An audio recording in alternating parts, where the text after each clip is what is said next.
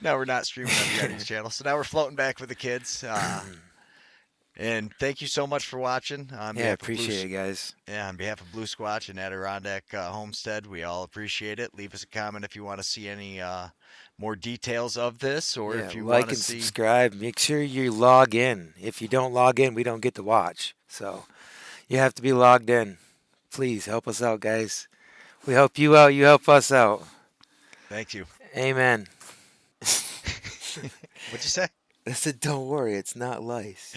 It's just a figment of your imagination. I Yeah, love how the headphones kind of tune in and out. You're blending in with the birch yeah. bark. So this week we're Nicole's for this episode of Scooter Files, or the Adirondack Homestead. I'm going to call it Scooter Files from now on. But we actually had a lot of this footage from before, so we're going to scroll through you talking about this Jeep, how you ended up with the Jeep, and what you Yeah. had to do to it. Yeah, well, we were sitting there one day working on another Jeep, and we're trying to figure out ways that I can make money. I try to pay some bills, and I go, I like working on Jeeps. I like it.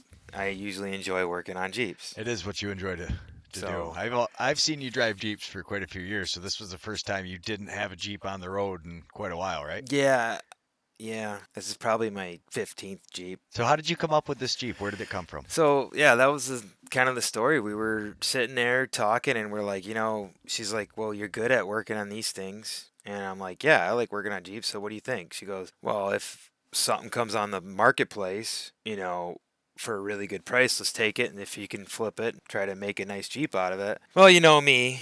I take everything to the 10th level, and we went and bought this Jeep for $1,200 or something like that. The frame was cracked in half in two spots. The body, I had to replace both back floor pans in it. I actually made them from scratch. The little bit of like the mid floor pan underneath the driver's seat, that back corner on that Jeep we did. See, we got the picture of the POR up right now. I did the whole frame, scaled it all down with a needle scaler, and painted it so it wasn't going to be rusting anymore. What is POR? Paint over rust. It's a corrosion inhibitor slash preventer. It stops rust, encapsulates it, and converts it into something that's a lot stronger than the rust. That's not cheap. No, See it on the screen. $220 right now at Amazon for a gallon, and still at $220 if you know how to stretch it right, you can buy it. And this is something that I learned that I can teach you guys. When you buy your POR, grab a bunch of mason jars. You can't see it. All right, take a mason jar. You put your POR in there, and then if you have carbon dioxide or another shielding gas, try to dump that on top of the POR and then cap it off, because POR cures under oxygen. Where do you get carbon dioxide? Well, I got carbon dioxide argon mix in this bottle right here. That blue bottle sitting in that cart is carbon dioxide argon mix. So that's what the And welding that's what I do. tanks. I just drop that right on top of the paint and then capped it off. And then those, quarts or pints or whatever size you want from that gallon are not going to go bad as fast. If anybody wants to see, Yeah, it's definitely, it's an expensive endeavor though. but it saves you a ton of money, and that stuff is great product. Yeah. And that's the worst part of it. Once you crack that can open, it's done. Like, it just keeps getting messed up. So try to help you guys. So here you see you're sanding. There is a lot of sanding that goes into body work. Anybody Yeah. who's ever done it knows, but those of us that haven't, give us a little rundown on that. Oh, you sand to sand, and then you sand on top of your sand to put more paint down for more layers. And like you can see this, I'm using two different colors of primer just to try to see all the nasty that how this body was really boogered up. Look at how beautiful that hair is. Look at that. I got that hair fried from hanging out the bottom of my hat while I was welding from underneath the Jeep. And you'll see in a little bit further than this that my hair is chopped right off because the wife was like, your hair is fried. Poor girl. There she is right there. Hey, Mama. Love her. She's a good girl. She's at work today. She'll be missing this. She loves you guys. Now, one big thing is, you guys, so you had the Jeep, but you had this before we had kind of hooked up and started doing the show. So all the welding underneath we didn't capture it on video just because we didn't know we were ever going to do a show, and it just kind of worked out this way. So you had to weld, you put the POR all over it, then you're able to get up to the body. How much body work did you have to weld any steel in this, or were you able to just kind of? That corner right there that we're looking at, so like the front part of like the back part where the door would be closing right there. Yep, that spot. I rebuilt that whole corner just because I don't know. I felt like I wanted to. It was a little bit punky and there's some rot underneath it, and the best way to get it out is to dig it all out. So I dug it out. Like I said, I built new torque boxes for this thing. If I'm gonna do it again next time, I'm buying floor pans, not building them. It was just an exercise, you know what I mean? And I'm buying torque boxes. I'm buying the components versus building the components. How expensive are they? I think it was like $300 for like a set of floor pans for the back and the torque boxes, and then for like $380 or $400 you can get like the whole two floor pans, the back floor pans, and the torque boxes. Basically, the amount of time it took you, you're better off saving money doing this. Yeah, but I have tools. You know what I mean? I got shrinkers, I got stretchers, I got bead rollers, plasma cutter. So if you don't use those tools, you're going to lose, the ability to use that tool. Like you don't remember how to work it. And I was like, I need to just keep on keeping on. I enjoy doing body work. Not all the time, but I do enjoy doing body work sometimes. So I was like, I'll just do it. And I did. Came out pretty decent. Yeah, she came out really good for the cans of paint, and you'll get to see the spray paint cans here pretty soon. But I mean, there is just so much sanding, and then you're sitting there with the light. What are you looking for with the light? So the way the light is coming down from like above it, you don't get to actually see into the paint to see like the ripples and like the small little pinholes in like your Bondo or anything like that. Like you're constantly trying to get it. And I didn't have anything that was like really flat and long. Normally, like big panels like that, I like to have a longer, flatter, piece of, sanding material. But it's what it was. I had to use what I had. Yeah, if you see some of those tools, they have them like specialty tools for a lot of things. And we ain't got the money for them, so we just make what we have work. And, this is it right here. Look at, we're shooting paint with very expensive cans of paint now. This is actually stuff you can go to the local parts store if they have a decent paint department. They can actually mix you up paint, actual automotive grade paint with hardener and everything in it. Oh man, I went through a lot of sandpaper, and but like it's sometimes you find some things that'll kind of help your brain a little bit. Just something that you don't have to think about doing, and this is one of them. I just kind of shut off my brain to think about what I want to think about, and just my hands go to work. And that's is Meditation. yeah, definitely. This is one of the things that I could do that make me feel a little bit better. Yeah, it's a good thing. Ah, you see the hair? Look at Like, yeah, she way cut. cleaned up. Yeah, she cut all that crap off the back of my hair, and look at it now. Yeah, Look like a new man. ready to This is go. before I even got my pants. But so you did all this work, and then you decide that front needs to come off, and you need to start working on that. Yeah, because for some reason I can't let good enough be, and I kept chasing a really funky like overspray line. Like I couldn't get it to blend right. Probably due to 23-year-old paint because this is a 2000 pretty beast. So right now I'm gonna be driving this thing around for a bit, and I'll probably be putting it on the market. So if anybody wants it, let me know.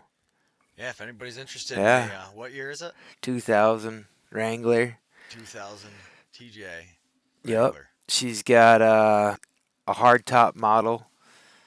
You have a Um, hard top? I do have a hard top for it. The fact that it is an AC Jeep Gotcha. and it is a hard top model. And the air conditioning works? Yeah. So And that's it comes with a soft top as well, then it looks like. yeah. You see the soft top sitting on her? It's just cool to have a Jeep that was a hard top model. Yeah. They come with a different washer pump setup in them. You know, they come with the pipes in the back to spray water on the back windshield, you know, your back Oh, the glass. window. Yeah, the washer fluid. So all So it's all that is plumbed. extra. It's And plumbed they into didn't it even already. have that in that other one. Gotcha. This Jeep doesn't have cruise control though. That's something that I like. Yeah, that's My other interesting. Jeep, Forky, you guys will get to meet Forky. Forky's forked. Yeah. So what? So you had her come down. She's peeling all the stickers off that she Yeah. taped over so you wouldn't paint them. And this And right here, I'm actually testing to see if I have enough paint on the Jeep. You know, to make sure, like I set the fender in there, be like, all right, there's nothing showing. And I'm like, yeah, you know, can you peel this off for me? Can you get this off? You know, it's just a little bit, those little extra steps to make it like just look that much nicer. well, look that much nicer. And that's a problem that a lot of Jeeps have. Is that's where they tend to. What is that? It's where the water puddles up, or how is that? Just because that's where the water comes off of them? Yeah, they added that extra little, I call it a bumperette, or not a bumperette, like a little fender extender to try to catch the water that's coming off that tire when you're turning corners and stuff. And the bolt rotted off, and I didn't want to take it out in the first place. Yeah. And then I was like, well, you know, I'm already here, and the paint's already messed up, so I might as well just come in here and cut the bolt out, and then drive the nutser out of the steel and fix it right. So I did. Put her back the way it should go, so I can actually take them off and put them on like they should.